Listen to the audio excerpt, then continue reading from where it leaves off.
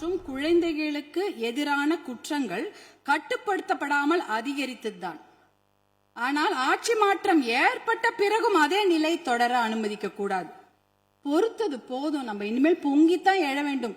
ஏனென்றால் ஒரு பழமொழி சொல்வாங்க, அரசன் அன்று கொள்வான் தெய்வம் நின்று கொள்ளும் அப்படின்னு சொல்லுவாங்க. இன்னைக்கு நம்ம குழந்தைங்க மேல கைய வச்சவங்கள நம்ம சும்மா விடக்கூடாது. நம் பெண்கள் மேல் கை வைத்தவர்கள் சும்மா விடவே கூடாது.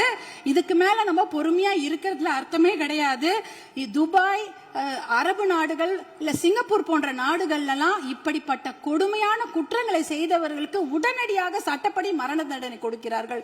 அந்த மரண பயத்தையும் உயிர் பயத்தையும் தப்பு செய்தவங்களுக்கு நம்ம கொடுக்கணும். அப்படி இருந்தாதான் இந்த பெண்கள் குழந்தைகளை காப்பாற்ற முடியும். வேற வழியே கிடையாது.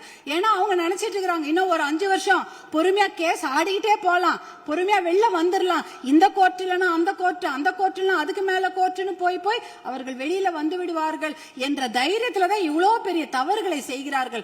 அவர்களுக்கு அந்த உயிர் பயத்தை, குழந்தைகள் மேல் கை வைத்தவர்களுக்கும் பெண்கள் மேல் கை வைத்தவர்களும் அந்த உயிர் பயத்தை கொடுத்தாதான் இனிமேல் அந்த தவறை செய்ய மாட்டாங்க.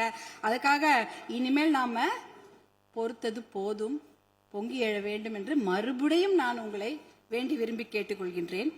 அப்புறம் தருமபுரி மாவட்டத்திற்கு ஒரு என்னுடைய கோரிக்கைகள், தருமபுரி காவிரி உபரிநீர் திட்டத்தை உடனடியாக அறிவிக்க வேண்டும்.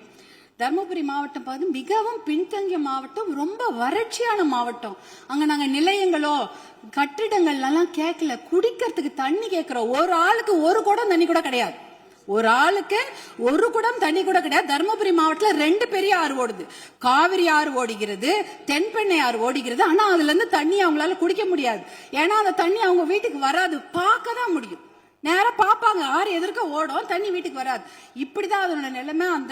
அந்த தர்மபுரி காவிரி உபரிநீர் திட்டத்தை செயல்படுத்தினாங்கன்னா கண்டிப்பாக தண்ணி அவங்களோட ஏரி குளங்களில் நிரம்பிவிடும், எத்தனையோ குடும்பங்கள் பிழைத்து விடும்.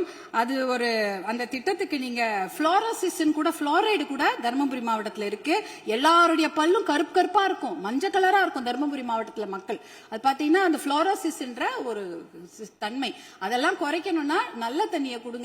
தர்மபுரி காவிரி உபரிநீர் திட்டத்தை நீங்கள் செயல்படுத்துமாறு அன்போடு கேட்டுக்கொள்கின்றேன்.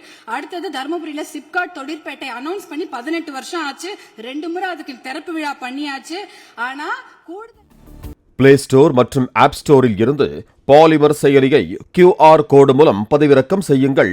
செய்திகளை உடனுக்குடன் பெறுங்கள்.